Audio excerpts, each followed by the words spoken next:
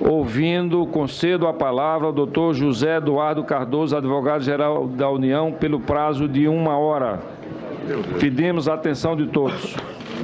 Senhor presidente, senhor relator, senhores senadores, senhoras senadoras, eu, antes de iniciar propriamente a defesa, até por um dever de lealdade processual, senhor presidente, eu gostaria de informar que a defesa da senhora presidente da República, agora pela manhã, entrou com um recurso da decisão desta comissão no que diz respeito ao fato de negar a diligência para que nós pudéssemos obter o parecer de contas, que poderia, obviamente, demonstrar aspectos importantes da nossa defesa.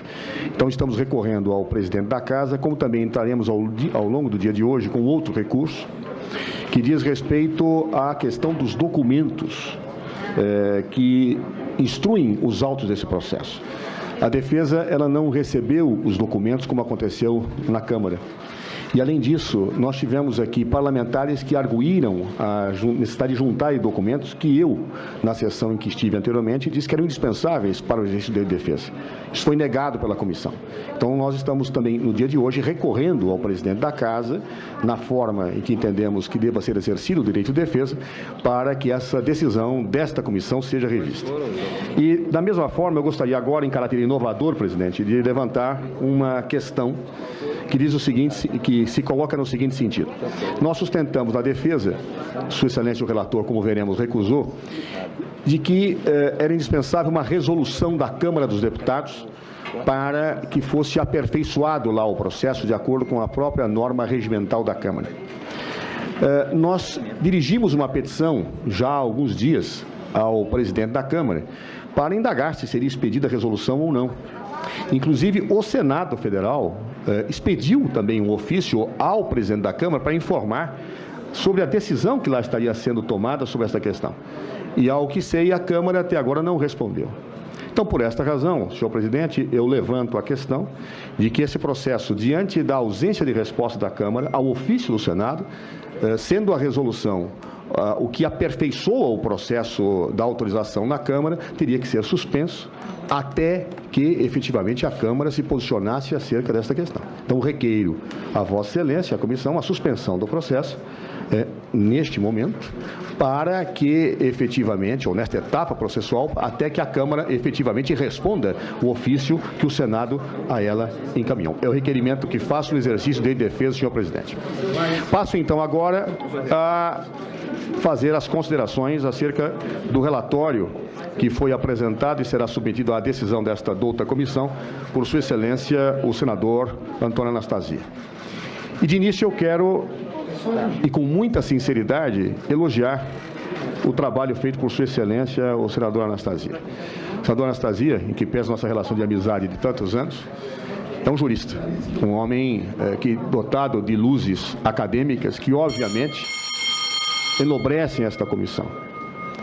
E, por esta razão, o relatório, ele expressa, em larga medida, estas luzes e não cai num equívoco que o da Câmara, lamentavelmente, caiu, que era tratar de fatos estranhos ao objeto do processo. Vossa Excelência se limitou efetivamente aos dois fatos, em que pese tenha feito considerações apenas de contextualização de outras circunstâncias. E, obviamente, isso se prende ao descortínio de Vossa Excelência, à compreensão que Vossa Excelência tem do mundo do direito, porque realmente seria uma ofensa clamorosa ao direito de defesa se outros fatos estranhos àqueles que são pertinentes à denúncia fossem objeto de análise por Vossa Excelência. Então, vai aqui os meus cumprimentos. Mas, por óbvio, os meus cumprimentos, eles se prendem às luzes de Vossa Excelência, mas não efetivamente ao conteúdo do relatório. E digo por quê. Eu acredito que o relatório que apresenta Vossa Excelência, e todos nós somos humanos, eu sou humano, Vossa Excelência, todos nós somos muitas vezes alimentados pelas nossas paixões. Não raras vezes eu aqui na defesa me apaixono pela tese que eu acredito. E era por isso que nós levantamos o problema da suspeição de Vossa Excelência, não por questões subjetivas, como disse, mas objetivas. O subscritor da denúncia é filiado ao partido de Vossa Excelência. A advogada que subscreve declarou que foi contratada pelo partido de Vossa Excelência para fazer os estudos de impeachment. E é natural que uma pessoa que tem paixão partidária, muitas vezes, turve a compreensão natural que os seres humanos têm sobre certas circunstâncias pelas quais devem apreciar com absoluta isenção. E eu diria que, neste caso, este relatório demonstra, do começo ao fim, um ânimos condenatório que suprime, muitas vezes, etapas, que não analisa fatos, que não considera, sequer para refutar, pontos que a própria defesa apresentou. Então, é nesse sentido que vai a crítica ao relatório, que passo, com a devida vênia a Vossa Excelência, com todo o respeito, carinho e amizade que tenho, a fazer a crítica. Inicialmente, o relatório de Vossa Excelência, ele tenta debater, e o faz com propriedade, a natureza jurídica do processo de impeachment. E desde logo percebi o incômodo do relatório com a afirmação que a defesa faz de que princípios relativos às garantias do processo penal seriam aplicáveis também ao processo de impeachment. Nós afirmamos a defesa, e amparado em pareceres que juntamos no processo e naquilo que entendo ser a melhor doutrina, que o processo de impeachment, de fato, ele é um processo jurídico-político. Ele tem uma dimensão política, inegavelmente. Mas, pela sua natureza, ele não pode afastar as garantias que o processo penal e o processo administrativo trazem a esse tipo de procedimento. Ou seja, são inafastáveis. O processo de impeachment não é, como já superado a meu ver na doutrina, um processo puramente político. Porque se fosse um processo puramente político, nós estaríamos nos aproximando sobremaneira do parlamentarismo, em que um processo político, guiado por inspirações puramente políticas, pode fazer com que um governo seja destituído. Aqui não.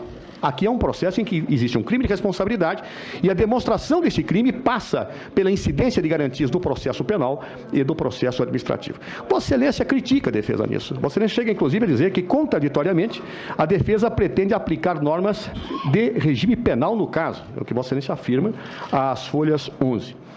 E, para minha surpresa, Vossa Excelência, inclusive, nas páginas 7 e 8, invoca a Constituição norte-americana para dizer que o processo de impeachment tem essa natureza puramente política e que essa incidência do processo penal teria que ser mitigada.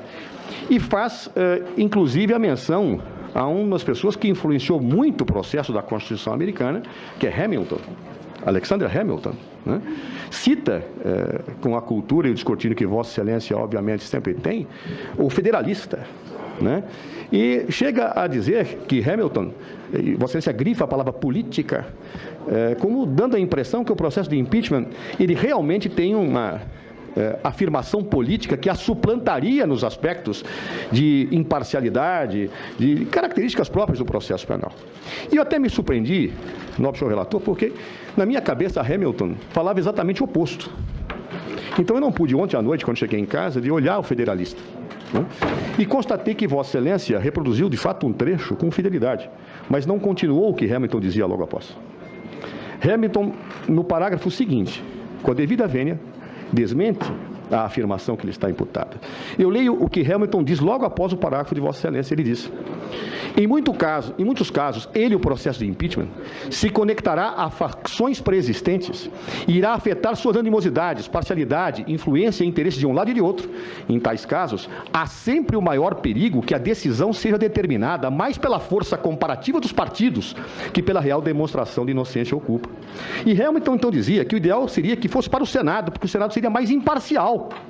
A razão dele não é porque o processo é político, ao contrário, ele queria imparcialidade, porque o Senado seria mais imparcial, seria melhor juiz.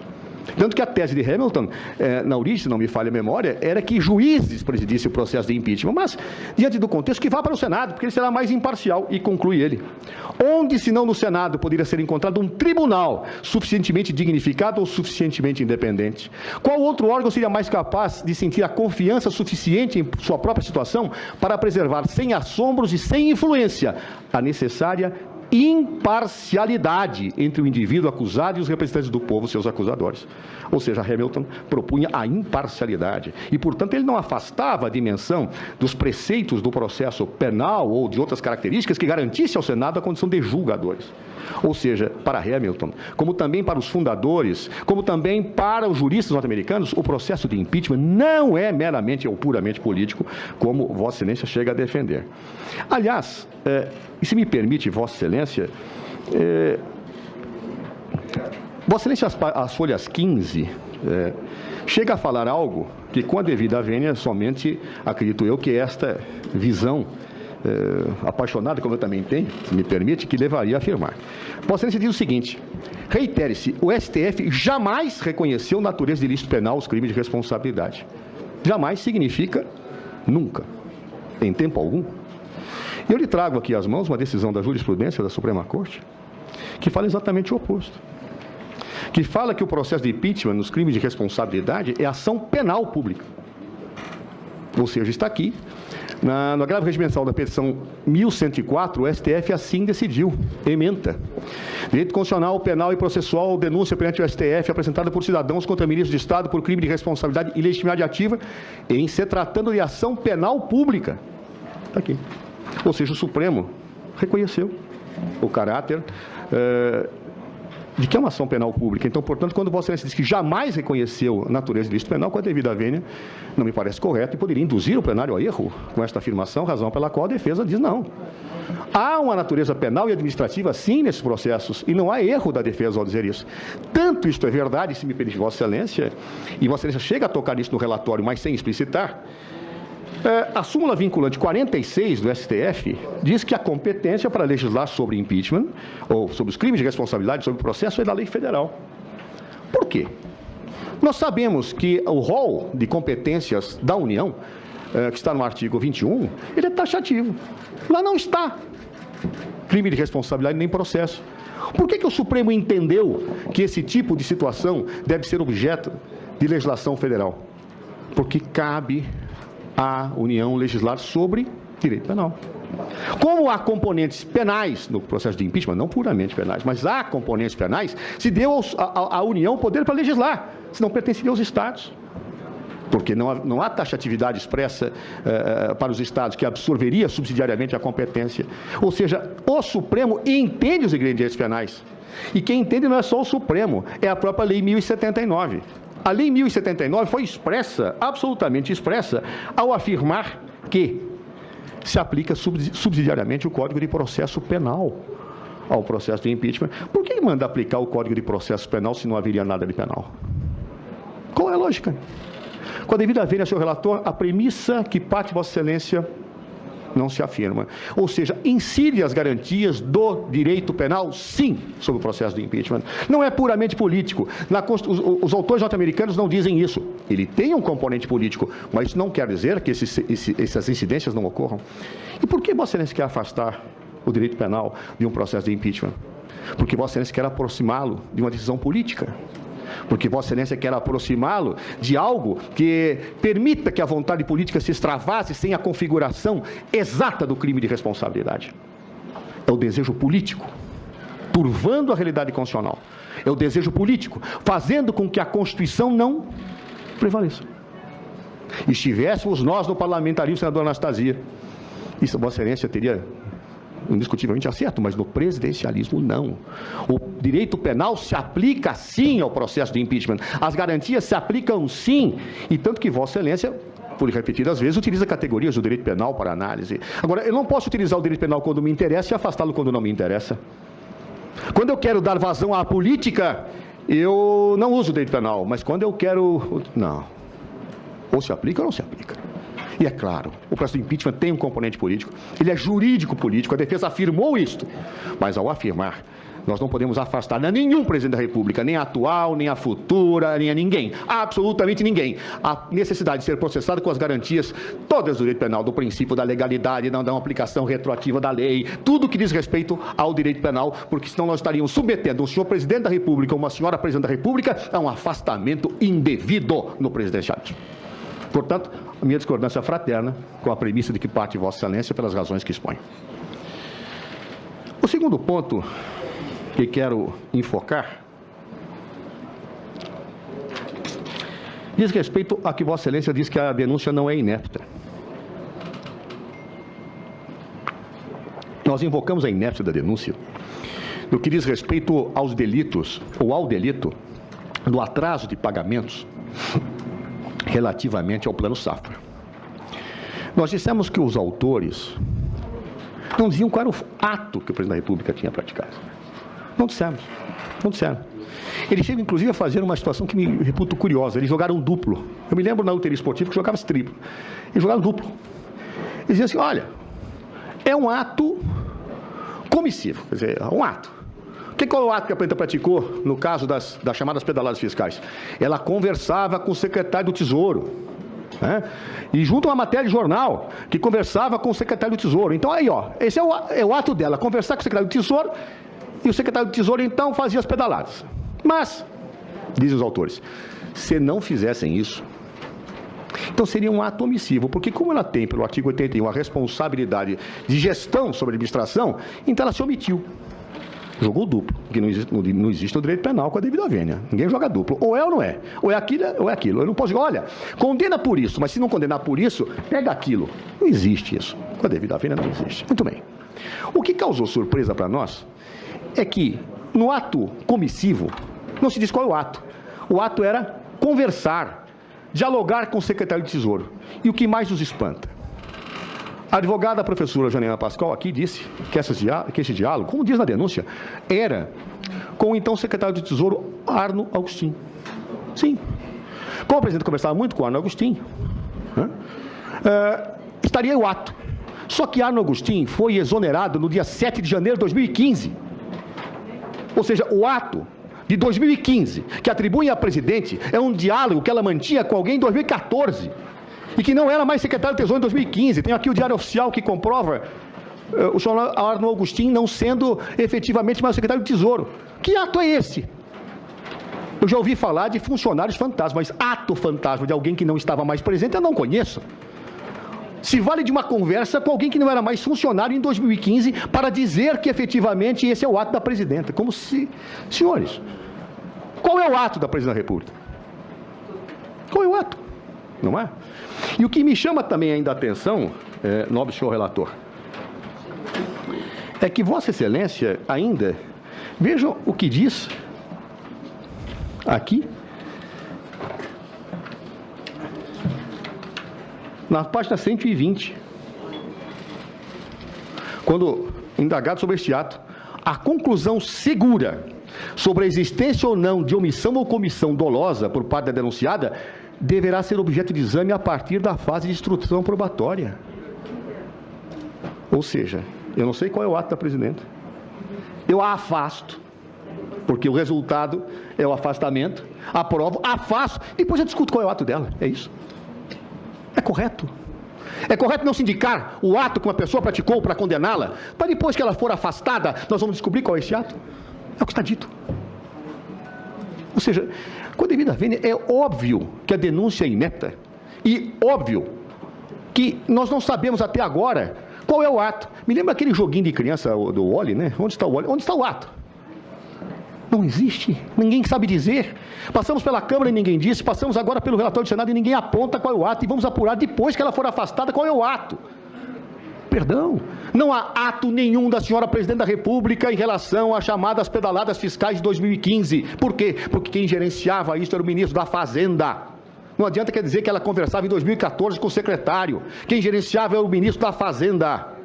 Tanto isto é verdade, que o próprio Tribunal de Contas, em 2014, condenou várias, ou propôs a condenação de várias autoridades e órgãos técnicos, não da senhora Presidente da República. Por que o Tribunal de Contas não condenou a senhora Presidente da República? Porque ela não tinha nada a ver com aquela situação juridicamente posta. E agora vai se afastar a Presidente da República sem que sequer o Tribunal de Contas, em 2014, tivesse reconhecido a responsabilidade da senhora Presidente?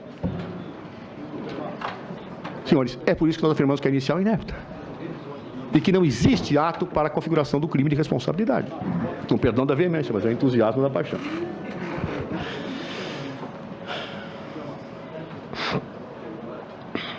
Também quero observar que na questão da omissão da Presidência da República, Vossa Excelência também adentra esta questão, nas páginas 117. E veja o que diz Vossa Excelência. A partir do exame dessas operações, e considerando que o Presidente da República, nos termos do artigo 84.2 da Constituição Federal, deve exercer a direção superior da Administração Federal, não é razoável supor que a Presidente da República não soubesse de uma dívida da ordem de 50 bilhões. Senhor relator, a dívida de 50 bilhões não tem nada a ver com o Plano Safra de 2015. Ela é a somatória de situações geradas em 2014. E, de fato, a Presidente da República talvez não pudesse ignorar a dívida. Mas ela não praticou os atos que geraram a dívida. É disso que estamos falando, não do montante. O montante todos nós sabíamos, o senhor sabia, eu sabia, todos nós sabíamos. Mas a decisão de, no Plano Safra, retardar pagamentos, não foi da senhora Presidente da República. Não há nenhuma prova, nenhuma evidência disso. E não houve ilegalidade nisso. Eu estou dizendo que não há ato.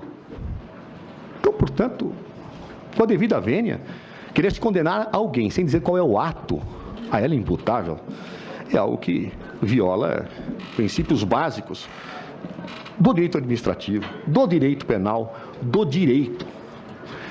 Na Idade Média se condenavam pessoas pela aparência, porque conversavam com outras acusadas de bruxaria. Estamos voltando a esses tempos? Prossigo. Nós arguímos a defesa o desvio de poder. Alegamos que Sua Excelência, o presidente Eduardo Cunha, havia iniciado o processo com desvio de poder.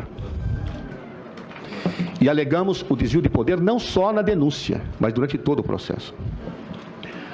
Vossa Excelência só analisou o desvio de poder da denúncia. Não se referiu ao tópico até alongado em que falamos do desvio de poder no processo. Alguma razão teve. Mas o que eu quero observar, senhor relator, senhor presidente, é que se alguém tinha alguma dúvida sobre o desvio de poder do presidente Eduardo Cunha, e já vou analisar os argumentos de Vossa Excelência, hoje perdeu a dúvida. Com a decisão do Supremo Tribunal Federal de hoje de afastar o presidente Eduardo Cunha, aquilo que nós afirmamos fica demonstrado agora judicialmente. Por que foi afastado o presidente Eduardo Cunha hoje por decisão de Sua Excelência, o ministro Euri Zavascki? Porque usava seu cargo para impedir e obstaculizar investigações. Porque usava o seu cargo com desvio de poder.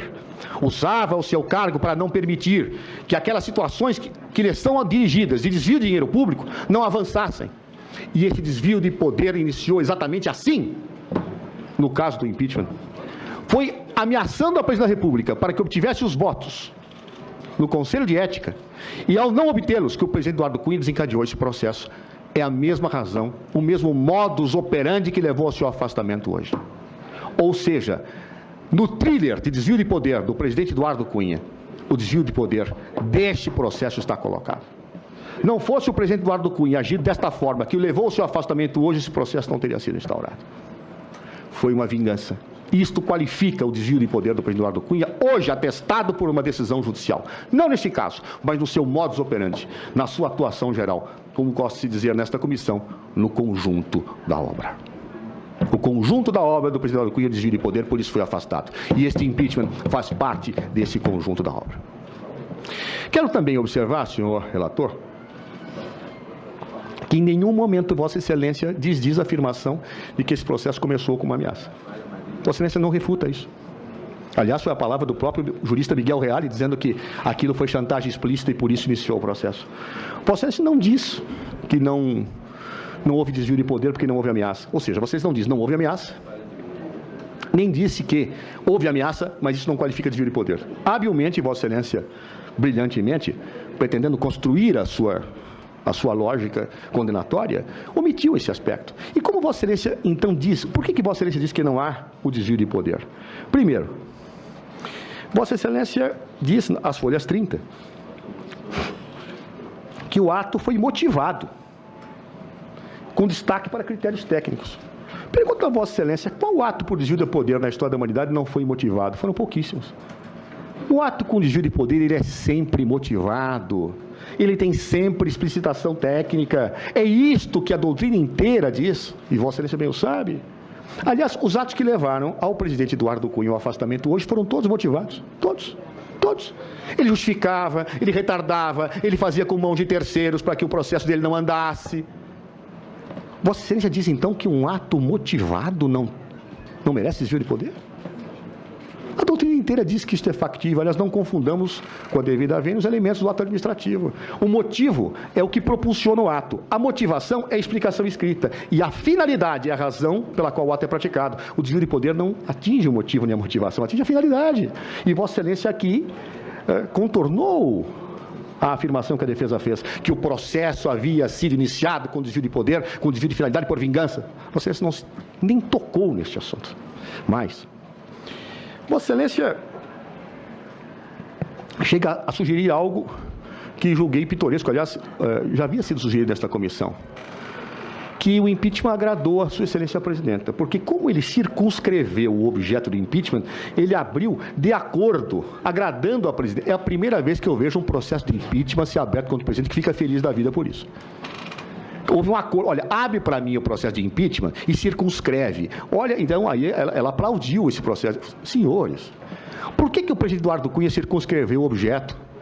Porque ele já tinha tomado decisões anteriores de arquivamento expressando uma posição do Supremo Tribunal Federal, baseada no artigo 86, parágrafo 4º da Constituição, e onde fixou-se o entendimento que os atos denunciados contra o presidente da República para fins de responsabilização só podem dizer respeito ao atual mandato. Já é a posição do Supremo. Alguém duvidou que fosse posição do Supremo aqui, e agora eu tenho uma prova fatal. A decisão de ontem do Supremo Tribunal Federal. Ontem, o Supremo Tribunal Federal, por orientação e pedido do Ministério Público Federal, determinou o arquivamento de qualquer denúncia do caso de Passadina contra a senhora Presidente da República, porque foram praticados no período que ela não era Presidente da República. Entendendo que tem que ser no atual mandato, inclusive. Ou seja, o que o presidente Eduardo Cunha fez foi efetivamente circunscrever o objeto àquilo que já tinha sido decisão do próprio ministro Euri Zavascki e do próprio Supremo Tribunal Federal. Mas depois, com seu desvio de poder, ele juntou delação do Delcídio, ele fez N situações. Por quê? Porque na abertura, como poderia ter um mandado de segurança, ele efetivamente driblou isso. Não foi um acordo com a presidenta, ele seguiu a jurisprudência no ato decisório e depois começou a influenciar para tumultuar o processo, como ele age costumeiramente, e foi hoje afastado por causa disso. Mas Vossa Excelência chega a dizer, inclusive, e aí eu me espantei, senadora Anastasia, que o presidente Eduardo Cunha acatou a denúncia, e olha, não houve recurso, hein? Sim, não houve recurso. Agora vamos ler o regimento da Câmara? Vamos. É o artigo 218, parágrafo 3º. O único recurso que cabe, de acordo com o artigo 218, parágrafo 3º, é o da rejeição da denúncia. Então, se alguém da oposição achasse que tinha que pegar os outros elementos, tinha que ter recorrido. Mas, favorável ao recurso, um recurso da decisão que abre impeachment, você não pode entrar. É só com a rejeição. É o artigo 218, parágrafo 3º. Basta lê-lo. Por que nenhum parlamentar recorreu à decisão do Eduardo Cunha? Porque não podia. Inclusive, na DPF do PCdoB, foi levantado isso, se pudesse recorrer. Isso não foi reconhecido, porque deu poder ao regimento de poder definir. E o regimento não prevê recurso da admissibilidade do processo, só da rejeição. Então, se poderia haver algum recurso, é das denúncias rejeitadas, não da denúncia aceita. Por isso que ninguém recorreu, que não podia. E Vossa Excelência cita esse dispositivo para provar, olha, não houve desvio de poder, porque ninguém recorreu. Não podia. Era da rejeição. Como é que poderia alguém ter recorrido se o regimento dizia exatamente o contrário, nobre senadora Anastasia? E aí Vossa Excelência invoca uma tese de que o plenário da Câmara, ao dar com 2/3, teria referendado o ato. Com a devida vênia, senadora Anastasia, não se existe hipótese de convalidação de ato nulo. Se o ato é nulo, não se convalida. Aliás, a doutrina nacional, estrangeira, diferencia o ato nulo do anulável, porque o nulo não pode ser convalidado e o anulável pode. Se houve o vício na denúncia, não poderia ter chegado até o plenário. E o plenário não poderia convalidar, porque o próprio início daquele processo foi nulo. Como é que o plenário convalida o desvio de poder? Se há um vício que não se convalida, segundo toda a doutrina, na defesa eu citei vários autores. Não citei mais porque já tinha 370 páginas. Não se convalida o desvio de poder. Então, Vossa Excelência, por alguma razão, não falou da vingança de Eduardo Cunha. Se existiu ou não existiu. Não desqualificou o desvio de poder, se limitou a dizer que ninguém recorreu. E não podia, estamos provando que não podia. Se limitou a dizer que estava motivado, todos os atos de Eduardo Cunha, como todo desvio do poder o são. e se limitou a dizer que houve uma convalidação do plenário, que com a devida vênia é insustentável, porque não se convalida o ato nulo, só o anulável. Então, portanto, por alguma razão, Vossa Excelência não quis enfrentar o Eduardo Cunha, ou, não, a questão do Eduardo Cunha neste caso. E acho que agora, até pela decisão do Supremo Tribunal Federal hoje, há que se pensar. Quer dizer, vai se passar batido novamente nos atos do senhor Eduardo Cunha? Apesar de afastado, apesar de comprovado seu desvio de poder por decisão hoje do Supremo Tribunal Federal, que o afastou da presidência no mandato, não vai se enfrentar esta questão? Vai se fazer vistas grossas de novo às condutas do senhor Eduardo Cunha? Com a devida vênia, senhor relator, eu acho que isso mereceria um exame mais acurado. Com a devida vênia. Outro aspecto.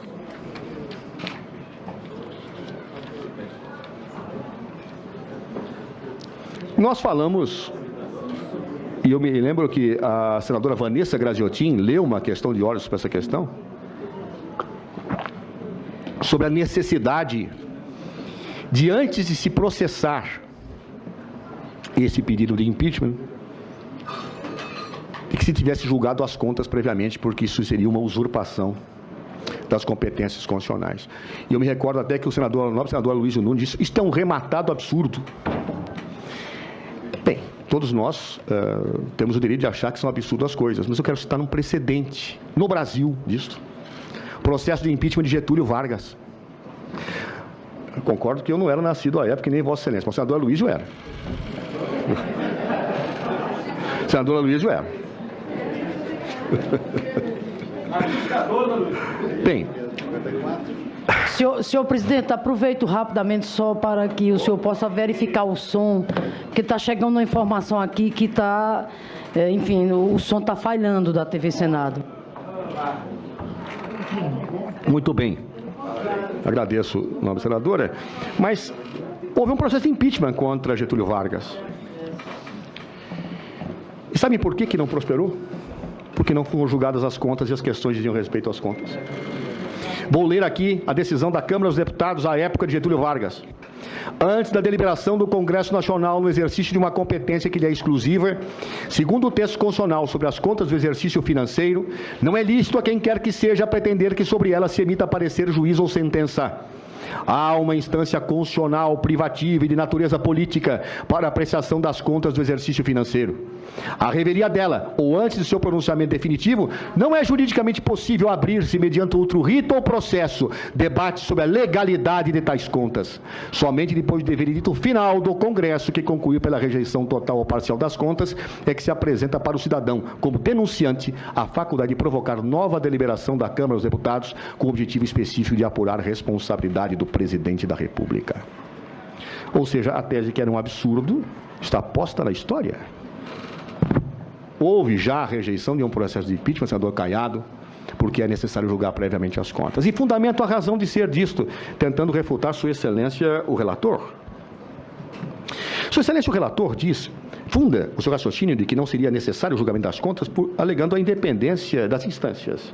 Ou seja, não se pode confundir o julgamento administrativo com o julgamento judicial. Tem toda razão, senhor relator. Toda razão. Não se pode. Agora, julgamento de contas e crime de responsabilidade no seu julgamento é da mesma instância jurídico-política. É claro que uma questão que é tratada das contas pode ser tratada pelo judiciário num processo criminal, numa ação popular, claro. Um funcionário pode ser responsabilizado administrativamente? Pode, mas contas e impeachment estão no plano jurídico-político, julgados pelo legislativo. E quando se fala de questões relativas às contas, há uma determinação constitucional que tem que ser seguida. Primeiro tem o parecer do Tribunal de Contas, que não vincula, como eu disse, e reafirma o Congresso Nacional. Mas, vindo o parecer, vai para a Comissão Permanente, e depois da Comissão Permanente vai para o Congresso Nacional. Inclusive, recentemente houve uma discussão se poderiam julgar separadamente, e o Supremo disse, não, tem que ser o Congresso Nacional em conjunto. Ora, o processo de impeachment está, portanto, subtraindo aquilo que efetivamente a Constituição disse para a apreciação desta matéria e foi aceito no caso de Getúlio. Tem que, antes, essas questões relativas às contas, passarem por esse iter constitucional. E isto não é absurdo, ou pelo menos de forma absurda arquivou-se um impeachment de Getúlio Vargas. Esta tese me parece rigorosamente correta, Porque é evidente que envolve tantos aspectos técnicos, minuciosos, que tem que haver um parecer prévio no Tribunal de Contas. Ou seja, ele tem que examinar. Eu não sei nem qual será o parecer de 2015. Não sei, mas tem que ter. Porque depois disso, como disse o processo de impeachment de Getúlio, depois disso é que nós vamos discutir o crime de responsabilidade. Ora, me parece claríssimo que isso se coloque desta forma. E aí não está havendo confusão de instâncias. A instância é a mesma. Quem tem competência para apreciar essas questões é o Congresso Nacional, antes a Comissão Permanente, e não comissões separadas, eleitas para o impeachment. Isso vem depois. Por que o assodamento? Por que Vossas Excelências querem o assodamento? Quando, na verdade, a Constituição prevê um rito para que isto ocorra. E as contas estão para ser julgadas, vai daqui a um mês. Por que não espera-se? Por que tem esse desejo? É o desejo político, que não leva a garantias do processo penal, que não leva as garantias do processo administrativo, com Vossa Excelência parte da premissa. E impeachment tem que ter garantia, sim. Como dizia Hamilton. Ora, esta questão, portanto, que me permite colocar, Vossa Excelência, inclusive, faz com a habilidade de Vossa Excelência, tentando conduzir a comissão a perceber a diferença de instâncias, chega a mencionar, olha, tanto isso é verdade que a extensão constitucional, no caso de crime de responsabilidade de presidente, no âmbito federal é diferente daquilo que acontece nos municípios. No município, o crime de responsabilidade não é julgado pelo Legislativo, etc. E cita o Decreto-Lei 201. Data máxima vênia.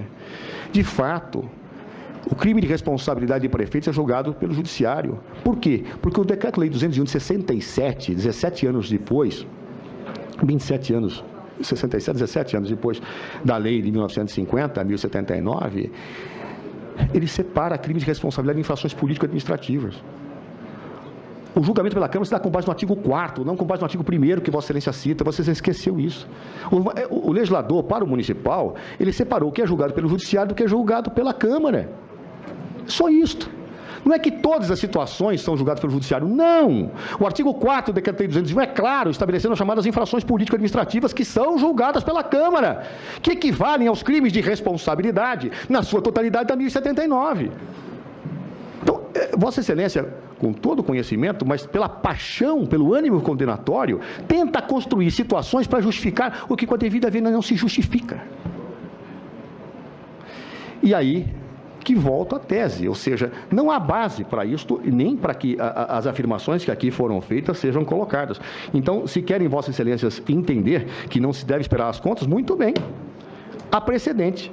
E vamos lembrar que se o Supremo Tribunal Federal adotou como razão de ser da decisão do procedimento, o procedimento do Collor, eu invoco agora o procedimento de Getúlio. Nós vamos ter que levar uma judicialização nisto. Será que o país merece isso? Não creio. Que se siga o precedente do próprio Legislativo. Um outro argumento que quero ponderar a Vossa Excelência diz respeito à nulidade da sessão de julgamento.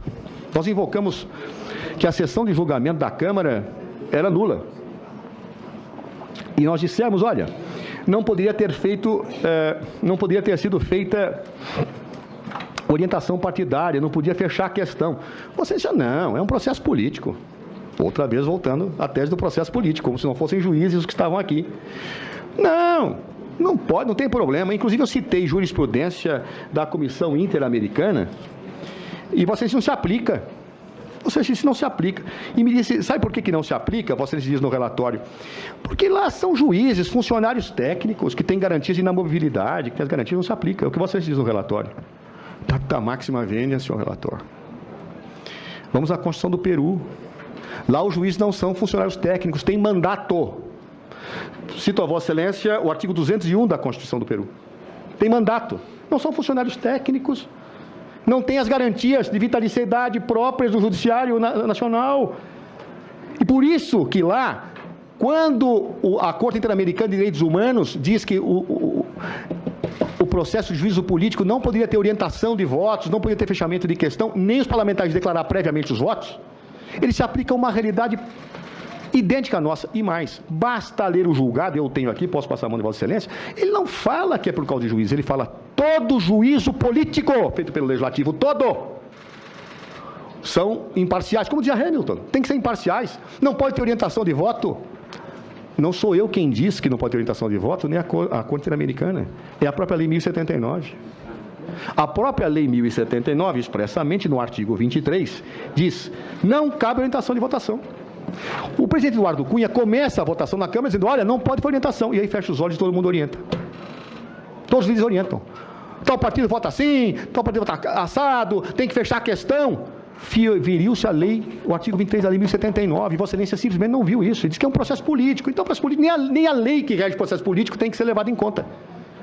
Não se aplica a Corte Interamericana de Direitos, porque são juízes técnicos, não tem mandato. Vossa Excelência não quis considerar isso. Não quis. E é evidência. Será que o Brasil não consegue perceber que as suas próprias leis têm que ser cumpridas? Terá que vir à Corte Interamericana de Direitos para dizer que houve uma violação à situação da senhora Presidente da República? E a Corte Interamericana de Direitos, senador Caiado, nós vamos desrespeitar o Pacto de San José da Costa Rica? É isso? É isso que se propõe?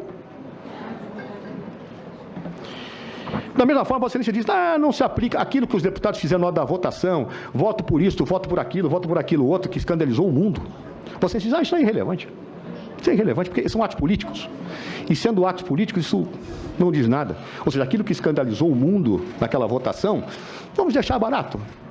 Data vênia, senadora Anastasia. Data vênia.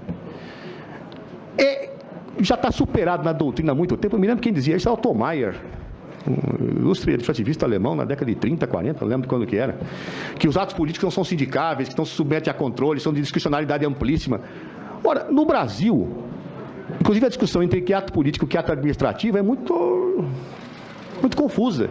Mas mesmo os que entendem que existem atos políticos, que a maior parte entende, jamais afastam a aplicação aos atos políticos dos limites que o Estado de Direito lhes impõe. Uma pessoa não está obrigada em certos atos a dizer o porquê vota, o porquê decide, mas quando diz, vinculou-se.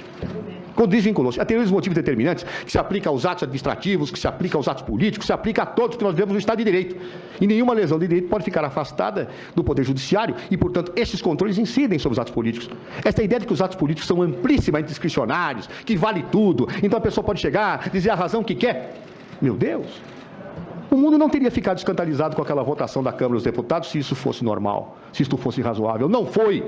Não foi porque disseram as razões de voto que não tinham nada a ver com o processo. Não foi porque os parlamentares na Câmara anunciaram previamente seus votos.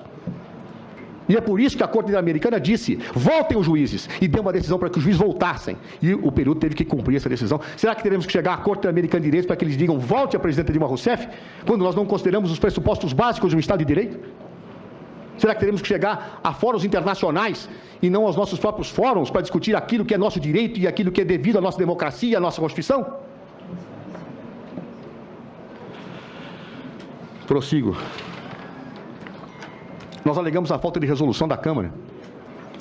Vossa Excelência disse que não trazia prejuízo. Mas como não trazia? A resolução é que define o objeto do processo. Um simples ofício, vago, inclusive, como fez o presidente Eduardo Cunha, especialmente na questão das pedaladas, não define o objeto. E aquilo que ele expressou é o que o plenário votou? Maiormente, quando o relatório que foi votado falava de vários fatos, tanto foi impreciso o que a Câmara fez que Vossa Excelência passaram um grande parte do tempo discutindo qual era o objeto. Me lembro do senador Cássio Cunha Lima: vamos colocar o Lava Jato, talvez percebendo que estava fraca a acusação dos 2 pontos. Vamos colocar Lava Jato, mas Vossa Excelência, com a cuidado, não colocou. Mas e a defesa?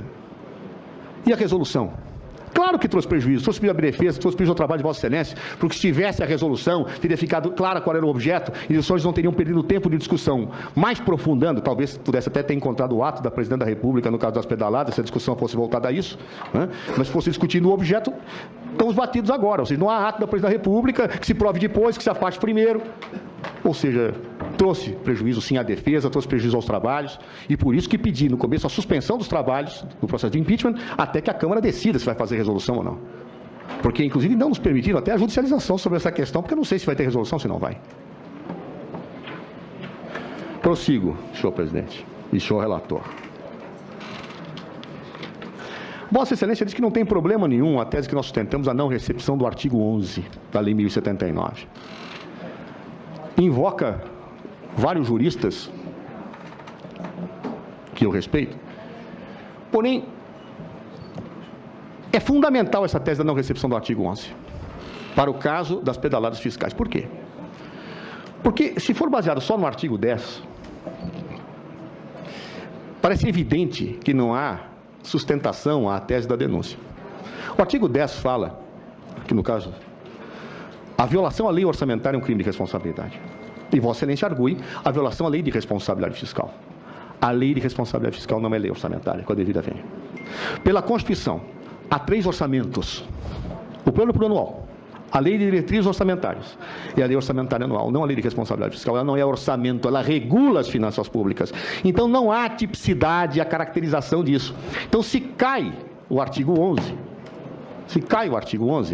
cai tudo.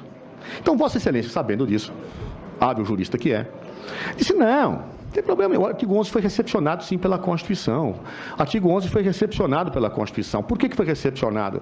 Porque, embora tivesse na Constituição de 46, não constou da Constituição de 67 a mesma situação, nem da Constituição de 88, aquela guarda de dinheiros públicos, etc., o 11 é igual ao 10, ou seja, são próximos e o valor está tudo... Com a devida vênia, Vossa Excelência chega a sustentar que o rol é exemplificativo e cita o emérito jurista Geraldo Brindeiro, que todos nós conhecemos como defensor desta tese, ex-procurador-geral da República do governo Fernando Henrique Cardoso, jurista que todos nós conhecemos. Mas eu trago em minha colação José Afonso da Silva e Luiz Roberto Barroso, que tem um artigo específico, um parecer específico, dizendo que o artigo 11 não sobreviveu. Por que não sobreviveu? Porque a Constituição, ela não é taxativa na tipificação. Aí pode dizer que Vossa Excelência é exemplificativa, mas nos bens jurídicos tutelados ela é taxativa. Porque na medida em que ele fala atentatória à Constituição, os bens tutelados estão ali postos. É o que diz Zé Afonso. Talvez o Brindeiro não diga isso, mas Zé Afonso disse. Ora, eu estou com uma parada em magnífica doutrina, e Vossa Excelência sequer considerou esse aspecto. Ou seja, a tese das pedaladas fiscais não encontra amparo no artigo 11, porque ele não foi recepcionado pela Constituição de 88, porque ele já tinha caído na Constituição de 67. Portanto, é só o artigo 10. E o artigo 10 fala de violação à lei orçamentária, a lei de responsabilidade fiscal não é lei orçamentária. Isso porque Vossa Excelência sequer se debruçou sobre o artigo, como diz o Luiz Roberto Barroso e de outros, porque Vossa Excelência queria realmente sustentar que não caísse o artigo 11, porque é perigosíssimo para a tese de quem quer o impeachment que caia o artigo 11. Prossigo. Entro agora na falta de justa causa. Vossa Excelência, vamos falar primeiro dos créditos suplementares. Vossa Excelência baseia o raciocínio em algumas premissas que eu quero contestar. A primeira, na página 70. Vossa Excelência afirma: como pode haver excesso de arrecadação em um cenário de queda de receitas? Nobre senador, é noção sediça, pisada, repisada, que quando se fala de crédito suplementar, nós não falamos do excesso de arrecadação como um todo, mas de arrecadação no órgão. Com a devida vênia, ninguém examina a arrecadação como um todo. Isso não existe na história brasileira. Aliás, se for fazer isso, então... Aliás, eu não sei com as teses que estão aqui postas como é que alguém vai governar daqui para frente. Claro, mas o excesso de arrecadação é por órgão, não geral. Então, como Vossa Excelência precisa demonstrar que não havia lastro legal, você fala assim, olha, abriram créditos sem ter excesso de arrecadação. Meu Deus, mas essa arrecadação do órgão. Então, se o fundo X tinha uma previsão de receita e teve mais, é aquilo que justifica o crédito suplementar, e não toda a arrecadação da União, como diz Vossa Excelência. Esse é um equívoco, com a devida vênia, insustentável na prática do direito financeiro. Podemos pegar todos os especialistas, que sempre foi feito assim. Inclusive, na época de governos anteriores, governo Lula e governo Fernando Henrique Cardoso, que baixou 101 decretos de créditos suplementares dessa mesma maneira. Também, Vossa Excelência diz o seguinte, metas. Vossa Excelência esqueceu algo central da tese da defesa, que é o decreto de contingenciamento. Vossa Excelência não analisou essa questão. Você não analisou que nós afirmamos a defesa que não havia ofensa à meta fiscal porque houve contingenciamento. Não está no relatório, isso não foi dito. Você esqueceu disso. E você fez análise o tempo inteiro como se a meta fiscal fosse uma meta orçamentária. Não é. Não é meta orçamentária, é meta fiscal. Fiscal é gasto. E Vossa Excelência esqueceu disso. Então você fala o tempo inteiro do orçamento. Orçamento é uma autorização, pode gastar ou não gastar. É o contingenciamento que bloqueava. E Vossa Excelência não analisou isso. Então, é um erro de premissa da concepção de Vossa Excelência, ou seja, Vossa Excelência falou, olha, não tinha espaço fiscal. Mas como não tinha se eu contingenciei? Claro que tinha, claro. E aí, eu quero fazer uma observação importante, porque há numa base legal para os decretos, não tinha precisado de lei, também. O artigo 4 da lei orçamentária dizia, mas o artigo 4 não podia dizer porque exigia compatibilidade com a meta fiscal. Compatibilidade é uma coisa, limite é outra. O que é ser compatível? É ser adequado. O que é ser adequado? É eu demonstrar objetivamente que eu posso fazer isto, mas não vai afetar a meta. Como é que eu demonstro isso? Mostrando o decreto de contingenciamento. E Vossa Excelência não falou sobre isso. Ou seja, mostrando o decreto de contingenciamento que eu mostro que a meta não foi afiscada. Havia compatibilização? Sim, havia, porque eu tinha excesso de arrecadação no órgão, eu poderia fazer esse remanejamento, baixei um decreto de contingenciamento que impediu que a meta fiscal fosse ferida. E aí, Vossa Excelência chega a dizer que isso vai ser analisado mais tarde. Mas como mais tarde? Isso é um indício fundamental. A Presidência da República vai ser afastada sem que isso seja considerado, sem que se demonstre qual foi o acréscimo efetivo que esses decretos trouxeram na meta. A defesa mostrou a saciedade que a meta não foi ferida pelos decretos, senadora Anastasia, Vossa Excelência não entrou nisso. Nós juntamos várias notas técnicas demonstrando que a meta fiscal não podia ser cumprida por causa da queda da receita. Tem estudos, mostram isso. Vossa Excelência deu uma linha sobre isso. Uma linha. Não falou praticamente da tese do decreto de contingenciamento, não falou de que a meta... E tenta associar sempre como se fosse um objetivo orçamentário formal. A meta fiscal não é formal, a meta fiscal ela é real, do gasto, de quanto se gastou. Por isso que ela é fiscal. Caso contrário, ele teria dito meta orçamentária. Não disse meta orçamentária, disse meta fiscal. E o que determina o fiscal? O contingenciamento, segundo a própria lei de responsabilidade fiscal, não o decreto. O decreto vê o excesso de arrecadação, mexe no orçamento e ele não afeta a meta fiscal. Por quê? Porque eu contingenciei. Mas vocês não estavam cumprindo, porque caiu a receita. Não porque baixou o decreto. Né? A relação de causa e efeito é fundamental. Como eu disse na sessão passada, o índio acreditava, quando ele batia o tambor, chovia, que havia uma relação de nexo causal. Mas você tem que demonstrar, não? Percebeu-se que nem sempre que ele batia, chovia. Então vamos fazer no mesmo caso. Qual é o nexo causal entre decreto e ofensa da meta? Não há. Não há, porque foi a receita que caiu. Então, e isso não está trabalhado no relatório, isso não está dito com a devida vênia no relatório em momento algum. Aí Vossa Excelência insiste na tese, e me permita repisá-la, de que a meta é anual. Perdão, Vossa Excelência concorda que a meta é anual. Mas, citando o artigo 9º e o 9º da Lei de Responsabilidade Fiscal, fala, não, mas olha, tem aqui os relatórios, que tem que ser feitos, tal. Vamos ler a lei com a devida vênia, e a lei aqui me desapareceu, mas se eu achá-la, eu leio, mas vou citar de cabeça com a devida vênia. O artigo 4º, parágrafo 1º, diz claramente que a meta é anual, claramente. E depois o artigo 9º, 4º, fala o seguinte, que serão expedidos os relatórios para simples avaliação, demonstração e avaliação. Ô, senadora Anastasia, demonstrar e avaliar não significa comprovar cumprimento. Eu avalio para verificar se eu tenho que tomar medidas para alcançar até o final do ano a meta. Claro, me permitam ler a lei de responsabilidade fiscal, ela é tão clara, tão clara. Pena que eu não acho aqui, achei, olha, achei, ela sumiu, como sempre acontece nessas horas, mas olha aqui, olha, artigo 4º, parágrafo 1º, é tão cristalino que, bem, não, eu estou para avaliar, estou errando aqui a lei de novo, está aqui, ó, pronto, agora achei, artigo 4º, achei. Artigo 4º, parágrafo 1º, está aqui, ó. Integrará o projeto de lei de direitos orçamentários anexos de metas fiscais em que serão estabelecidas metas anuais. Portanto, meta é anual. Meta é anual. Muito bem. Vamos agora ao artigo 9º, parágrafo 4º. Até o final dos meses de maio, setembro e fevereiro, o Poder Executivo demonstrará e avaliará o cumprimento das metas. Avaliará o cumprimento das metas. Em audiência, eu vou avaliar se a meta... Para quê? Para tomar medida ou aumentar o contingenciamento. Ou tomar medidas que aumentem a receita. É para isso que esse relatório... A meta é anual. Caso contrário, bastará um dia de governo, senador Álvaro Dias, um dia, para que a meta seja descumprida. Eu quero ver quem governa assim. Nem empresa privada governa se ela tem uma meta ao final do ano e em 2 meses não atingiu a meta. Ninguém governa assim. Está se criando uma situação impeditiva de qualquer governo poder atuar. É impossível que alguém governe dessa forma. Eu tenho uma meta anual, mas eu tenho que cumprir todo dia essa meta. Mas o que é isso? Eu posso ter problemas de queda de receita no mês, eu posso ter problemas que me atingem, aí eu tenho que atingir bimestralmente a demonstração disso. Eu quero ver quem conseguirá governar assim.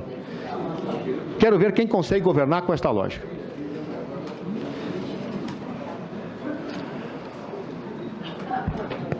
Bem, e aí o que mais me espanta, senadora Anastasia, é que, a meu ver, não há ilegalidade, os decretos foram baseados no artigo 4º, mas Vossa Excelência não faz nenhuma menção ao dolo da presidência desses decretos, nenhuma.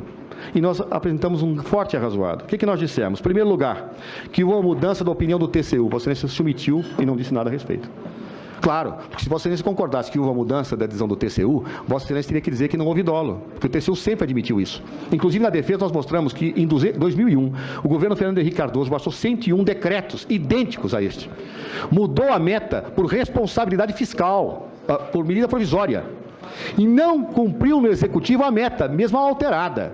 E sabe o que o Tribunal de Contas da União disse na época? Olha, vamos aperfeiçoar o planejamento. Era evidente que o Tribunal de Contas da União, está na nossa defesa, aceitava isto. É evidente. E se o Tribunal de Contas aceitava, como imaginasse que a Presidência da República agiu de má fé quando baixou os decretos? Não há dolo. Vossa Excelência não disse nada a esse respeito. Nada. O relatório não diz absolutamente nada. Segundo ponto. Nós falamos que todos os decretos foram baseados em pareceres técnicos. Mostramos, inclusive, o ITER. O ITER. Vossa Excelência não disse nada. Teve pareceres da AGU, justificando os decretos. Teve pareceres técnicos justificando.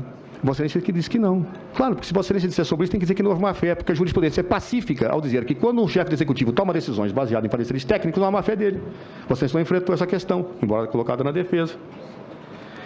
Terceiro, vários desses pedidos são feitos por outros órgãos. Vossa Excelência não colocou a questão. E eu vou trazer a colação aqui, se você me permite, ao que chama a atenção. Nós tivemos pedidos do Poder Judiciário nesses decretos. Sabe quem aprovou? O CNJ. O Conselho Nacional de Justiça aprova expressamente que o Executivo, pedir para o Executivo, que por decreto faça isso. O Conselho Nacional de Justiça. Ora, o Conselho Nacional de Justiça pede ao Presidente da República que, por ato do Poder Executivo, se baixe um crédito suplementar e a má-fé da Presidenta da República, senhores. Onde está a má-fé? O Judiciário pediu, o órgão que fiscaliza o Judiciário, o Conselho Nacional de Justiça, assinado por vários ministros do STJ e do STF, pedem. Então são eles coautores do dolo? São não eles punidos também? Ou isto é um pretexto que se utiliza para atacar a senhora Presidente da República?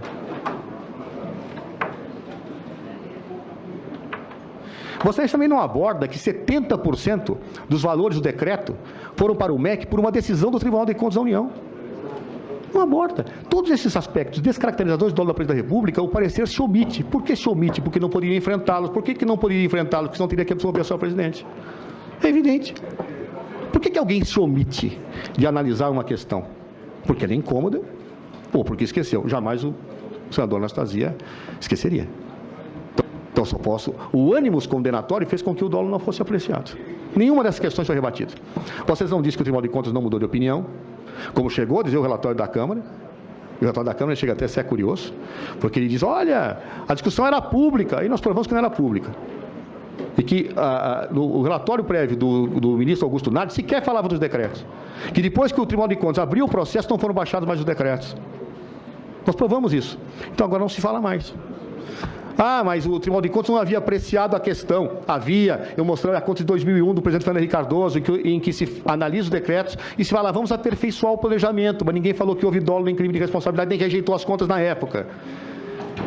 Esta questão não está enfrentada. Mudou-se a jurisprudência e quer se punir retroativamente. Mudou-se a jurisprudência e quer se dizer, olha, sabe você que achava que aquilo era certo, eu achava que era certo, mas eu mudei, agora você será punido com a perda do seu mandato. É isso que está se dizendo. É correto isto? E por isso que isso não é enfrentado em nenhum momento no relatório de Vossa Excelência com a devida vênia. Passemos ao Plano Safra. Voltamos à velha discussão. É operação de crédito, não é operação de crédito, é operação de crédito. Eu ouvi aqui o nobre representante do Ministério Público de Contas dizer que o conceito de operação de crédito da Lei de Responsabilidade Fiscal é diferente do conceito de operação de crédito que se usa no direito comercial, na prática bancária. Tá? Aí eu me perguntei, por que o legislador utilizou, então, a expressão operação de crédito, hein? Se ele queria um conceito diferente, por que ele utilizou aquele conceito? Ele utilizou aquele conceito porque ele queria vedar, sim, empréstimos de bancos ao governo. Ele não queria qualificar atrasos de pagamentos como algo proibido, até porque alguém se inserido na lei de responsabilidade fiscal, porque atrasa um pagamento com a devida vênia é algo estranho. Ah, não, mas ele chega a sustentar, atrasar pagamento é financiar. Ah, bom, então quando eu não pago o salário do empregado, o empregado está me financiando na empresa. É isto que se quer chegar à conclusão?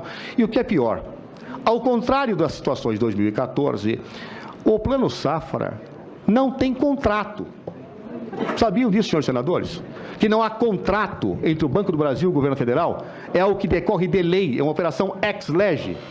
Então eu tenho agora um empréstimo ex lege, quando se atrasa o pagamento. Empréstimo não é aquilo que eu ajusto, que eu avenço de comum acordo entre as partes. Não é isso, empréstimo. Aqui nem contrato existe, nem acordo de vontades existe. O que existe é uma subvenção. A relação creditícia existe entre o Banco do Brasil e aquele que recebe empréstimo.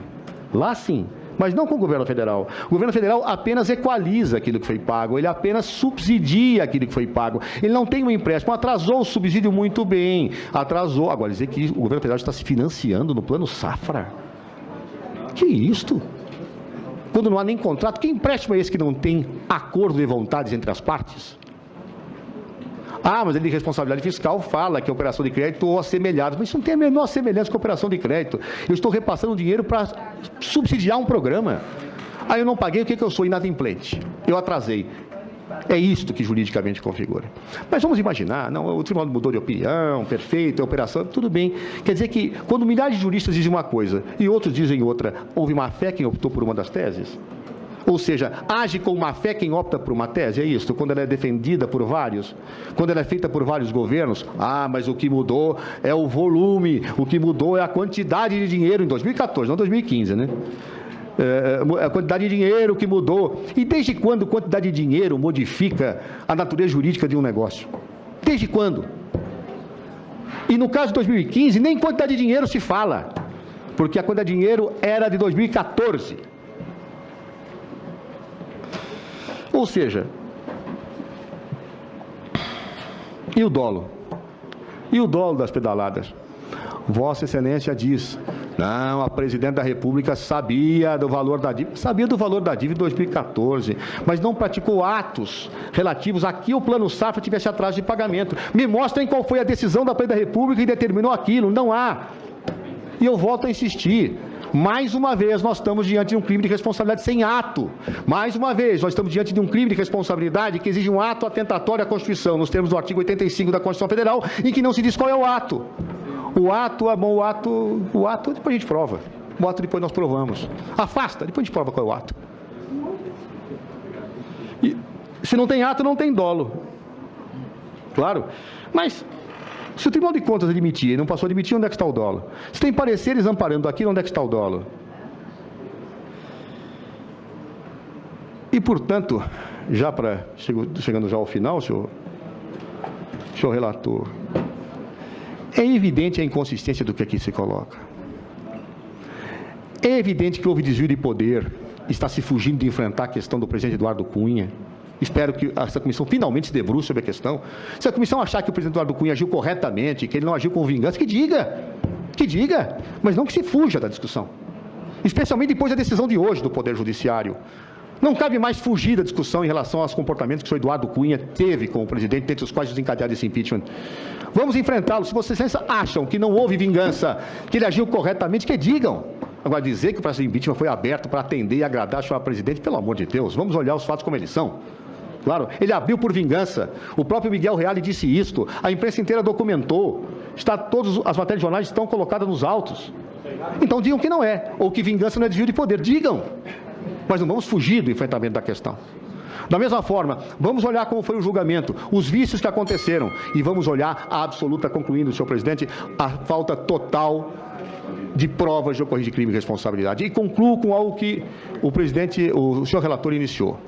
Ele critica a defesa por utilizar a expressão de golpe e por desqualificar o estudo do impeachment. Ninguém aqui desqualifica o estudo do impeachment. Muito pelo contrário. O impeachment é fundamental no presidencialismo. Não existe mais a ideia da irresponsabilidade do que governa. Não existe mais, como diziam os franceses, o rei não erra. Não existe. O Estado sou eu, como Luís XIV, não existe. O impeachment é fundamental. Mas o impeachment, para que não seja golpe, tem que ocorrer dentro de um devido processo legal, em que se respeite as garantias do processo penal, em que digam quais são os fatos e que exista uma apuração isenta e imparcial e ocorra o crime de responsabilidade. O impeachment é muito bem-vindo no presidencialismo, mas a Constituição também é bem-vinda. Ambos têm que ser respeitados. Ambos têm que estar colocados. Impeachment não se separa dos pressupostos constitucionais. Um impeachment realizado com ofensa aos pressupostos constitucionais, me desculpem, é golpe. Me desculpem, é rompimento institucional. É não só a minha convicção. E chega a dizer o senador Anastasia, eu nunca vi golpe com direito de defesa. Não, eu já vi. Eu já vi golpe com direito de defesa, já vi injustiça com direito de defesa. E os processos de Moscou não tinham direito de defesa, senador Anastasia? O julgamento de Sócrates não teve direito de defesa, senador Anastasia? Todos os julgamentos mais iníquos da humanidade foram feitos com direito de defesa. Todos. Aliás, quando se quer esconder uma iniquidade, se dá o direito de defesa retórico, onde as cartas estão marcadas, onde o jogo já está definido, onde que as pessoas já definiram o processo. O que eu estou afirmando é que o simples fato de existir direito de defesa formal, não substantivo, formal, não real, onde as pessoas já entram com a convicção formada, isso é uma decisão política e não uma decisão imparcial. E estou, portanto, afirmando que, a se consumar esse processo de impeachment, apesar do direito de defesa, nós temos um golpe. Porque o direito de defesa, em si, não justifica tudo, especialmente quando ele não é substantivo e quando as pessoas tomam uma decisão política e passam a não considerar mais a racionalidade dos fatos. Muito obrigado, senhor relator. Desculpe pela